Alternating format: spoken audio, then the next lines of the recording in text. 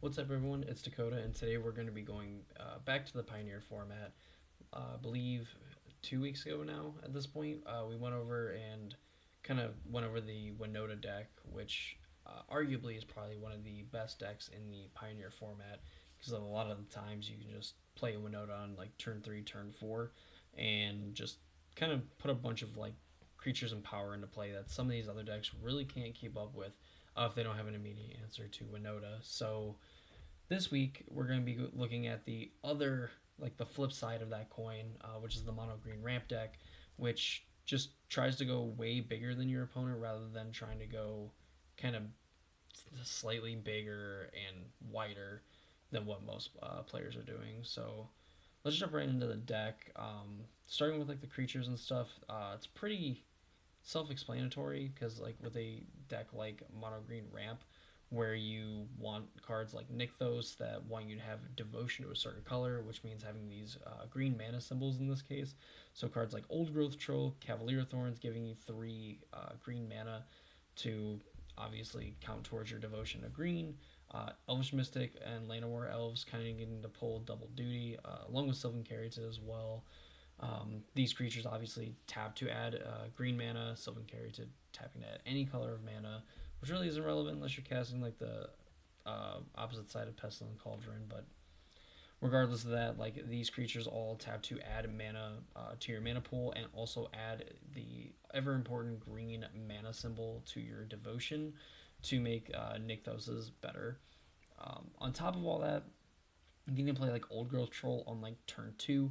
Gives you a really aggressive play where obviously you play Elvish Mystic Land Werewolf on turn 1, play Old Growth Troll on turn 2. You have a 4/4 Trampler.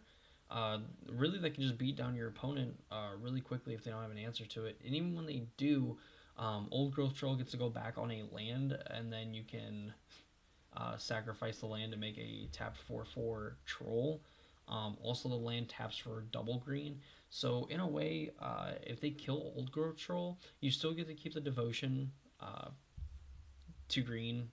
Uh, keep the keep the devotion of green that you have on the battlefield, and then also just kind of ramp in a weird way, which can take you to cards like Cavalier of Thorns, which 5 mana 5/6 or yeah 5 mana 5/6 with reach. Puts another land onto the battlefield, where they dig for Nykthos, dig for some other lands and stuff. Just make sure you hit your land drops. Also, when it dies, you can put a target card from your graveyard on top of your library by exiling the Cavalier of Thorns when it dies, so that it can kind of go back and pick up some of the cards that maybe it milled, or maybe that your opponent killed, like one of your Planeswalkers, which we'll get into in a second. Cavalier can get it back, put it on top, and obviously if it makes your draw step that much better, getting to buy back one of your win conditions or just one of your bigger threats. Now the Planeswalkers kind of what makes this deck like super nutty. Kiora, Behemoth Beckoner. Obviously, you have like a few creatures, 8 creatures total that will trigger this to draw a card. The important thing is the -1 to untap target permanent, which means that you could add a ton of mana with Nykthos. Where if you have like 5 devotion in play, you can tap 2 lands, tap that, add 5 mana, untap it with Kiora, and then pay 2 from the pool down to 3, go up to 8, and you get to cast like Cavalier Thorns and an Old Growth Troll on just that turn, and you just have like these super insane plays where Kiora Behemoth Beckoner can just kind of shoot your mana into the moon and have you cast like multiple big spells in a turn, which make it very hard for your opponent to try to come back, really come back from that position. Especially when you look at cards like Nisu Shakes the World and Karn Great the Creator. Karn the Great Creator just gets you these artifacts on the sideboard. Grafdigger's Cage and Tormod's Crypt to kind of hit out like graveyards. Darksteel Citadel to make sure that you hit your land drops. Needle to name some annoying cards with some activated abilities. Damping Sphere can kind of like hose the other Nykthos player in the mirror match. In those cases where they just try to like they can't add mana with their Nykthos and you've already got the mana from yours and you played out a bunch of things. There's also Pestilent Cauldron, which that gets you the other side of Restorative Burst to return up to 2 target creature, land, and/or Planeswalker cards from your graveyard to your hand, gaining 4 life and exiling Restorative Burst. Golos to obviously search for Nykthos. And there's also some instances where like you could maybe possibly activate the other ability of Golos if you have all your other Caryatids in play. Skyship can pick off planeswalkers and other creatures as well whenever it enters the battlefield or attacks. Can help you play aggressive because being a 6/5 flyer can beat down your opponent very well, and it's hard for them to beat back when your Sky Sovereign is also picking off their creatures one by one. God's Pharaoh statue, making your opponent's spells cost more and essentially being like a win condition on its own. If it just sits on the battlefield, obviously it could eventually drain out your opponent, but also the pressure that you're able to put on with your creatures as well makes it really hard for your opponent to try to win, on top of the fact that they're just getting taxed on every spell that they play. So even if they manage to take out one of your creatures, they're basically wasting their whole turn. God Pharaoh statue is still in play, and again, you're still just kind of beating down with all your other dorks and stuff. Lastly, there's Menial Golem that just destroys target non-land permanent opponent controls.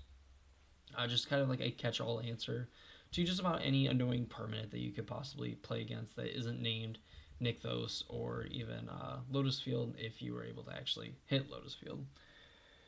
So Karn just getting to do that, also getting to animate some of these other non-creature artifacts, which I believe if Karn the Great Creator animates a Sky Sovereign flagship, that Sky Sovereign gets its attack trigger and is gets to be a 5/5 flyer or 6/5 flyer, one of the two. Don't actually necessarily know how that goes as far as power and toughness, but I'm almost guaranteed positive that Sky Sovereign does get its attack trigger to deal 3 damage to a creature or planeswalker and opponent controls if you animate it with Karn. So that's pretty cool. And God's Pharaoh statue being a 6/6 beater is also pretty good, once you actually get it into play. There's also Nissa who shakes the world. You play 13 forests and 1 overgrown tomb, so you have 14 forests in your deck out of 2/3 of your lands are forests. So Nissa's probably more than likely going to add an additional green mana, and then also having your lands be threats as well.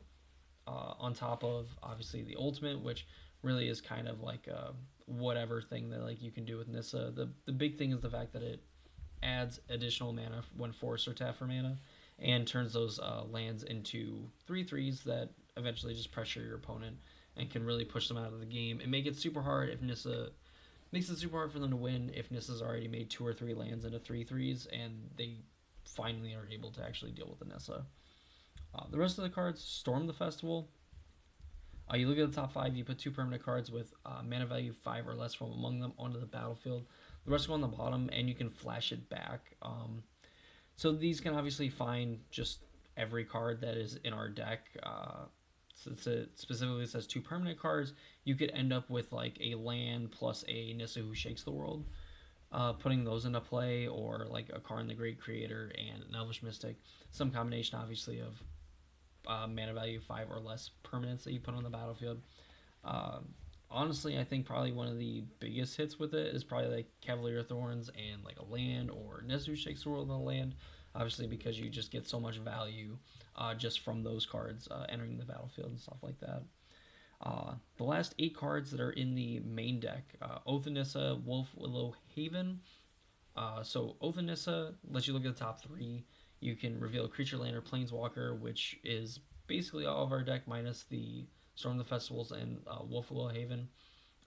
Could let you dig for either a planeswalker that you need, try to get that all-important Nykthos, or maybe even get a Beseiju to just kind of like interact with your opponent and what they're doing. Can find you that dork. This card does do a lot of work, even though like we are a mono green deck, and you don't necessarily need the mana fixing part to cast planeswalker spells with Oath of Nissa. It just does a very, very good job of digging for 95% of our deck. Wolfwillow Haven basically doing the job of like what Old Growth Troll and Nissa Worldwaker does, but obviously for cheaper. Also can get cashed in for a 2/2 wolf on your turn. Just gets to do exactly what you want to do. It adds a green devotion. It lets the land that's enchanting tap for an additional green mana, and then ends up turning into a 2/2 body later, which can be pretty relevant from time to time just to help push through damage. Lands, the all-important lands, Beseiju, who for some reason is hanging out over on the right side of the screen and not with his other friends. We all know what Beseiju does at this point. Destroys an artifact, enchantment, or non-basic land an opponent controls, and they search for a land with a basic land type, put in the battlefield tapped. It also costs 1 less if you control a legendary creature, but this deck controls 0 in the main deck, unless you count, like, where is it? The Golos that's in the sideboard and things like that. Oh, now it's dark in here. Great. There's 2 Lair of the Hydra. Uh, Basically, the monocolored, like, fast land also turns into a creature, which this can easily be like a 10/10 or an 11/11, and essentially put your opponent into the abyss when they have to block this every single turn. Nykthos basically makes this deck absolutely explode with mana. You know, if you play a few dorks on the first few turns of the game, slam Nykthos, you're making tons of mana and easily playing like a 5-cost Planeswalker, or even like casting a Storm of the Festival in like turn 3 easy, all day, every day. Overgrown Tomb, obviously the 1 black mana, so you can cast a Pestilent Cauldron if you need to, which I didn't know what either side of this card does, to be honest with you. I just thought it was really cool that you could like manipulate Karn by going and getting Pestilent Cauldron with Karn the Great Creator just to cast the other side of it. But, you know, say Levy, it's pretty sweet. Some of the cards we did not mention that are in the sideboard. Hunt the Hunter, I believe this is more than likely for like the mirror. You give a green creature you control +2/+2, and it fights a green creature an opponent controls. I've never heard of this card. Theros is like one of my favorite sets of like all time. Just that block in general, and I've never even heard of this card, so that's crazy to me. And Kenner's Transformation, enters the battlefield, draw a card. The creature loses all abilities. It turns into a 3/3. Gives us flashbacks of Oko season, which, you know, for some of us is a good thing, some of us is a bad thing. For me, it's a terrible thing. Um, because that card got way better than I had ever hoped it would. And thankfully, I guess on the other side of that coin, thankfully I didn't buy like a million copies like other people did. So that's Mono Green Devotion, Mono Green Ramp, whatever you want to call it, for Pioneer. This is easily the top 2 deck in the format. It's right up there with Winota, where it's a deck that you know, in Winota's case, it's easy. Like, you probably just ban Winota and just call it there. You know, that's good. The deck essentially doesn't get to exist, but maybe there's like another like combo deck that can take its place, like the Hidden Strings deck, which is one that I just really like playing because it's a lot of fun casting normally uncastable spells. But the Mono Green Devotion deck, I'm not sure exactly what you take from it. I think Nykthos is probably like one of the more obvious ones, but I almost feel like Karn the Great Creator does give this deck a lot of different avenues to build it, because obviously you just get to play a lot of these high-costed artifacts that do very powerful things. So if you have access to playing either Winota or Mono Green Devotion, and it's really between either of those two, I would probably side with the Mono Green Devotion deck, just because if you're a little bit more of a more refined like Magic player, you have like the some of the basic thinking and like sequencing down. This deck really pays off being able to sequence your spells correctly, maximize the amount of mana you can make in a turn, and casting as many spells as possible. Even just being able to play off some like the synergies and things like that that you can create with the deck as well. So definitely things to keep in mind when picking a deck for Pioneer. Obviously, I'm always a proponent of playing the deck that you have the most fun with. But if you're trying to win said Pioneer tournament, whether it's FNM or 1K plus or anything like that, my 2 picks would definitely be the Winota deck and this Mono Green Ramp deck that we went over today. If you guys disagree with me or agree with me, or think that there's something that can be added to Mono Green Devotion to make it even better deck, you know, whatever your comments, questions, or concerns could possibly be sure to leave them in the comments of this video. Please let me know. I'd love to have a discussion about the Pioneer format, because I did play it a lot back when it was first a format.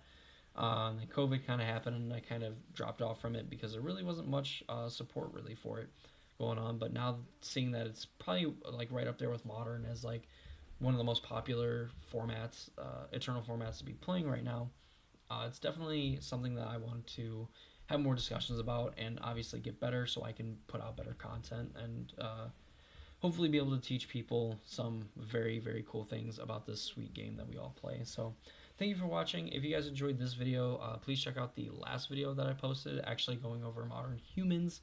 At least as the recording of this video, that was the last video. But go ahead and check it out if you haven't already. And yeah, that's going to do it for me in this video. I hope you guys enjoyed, and I'll see you all in the next one.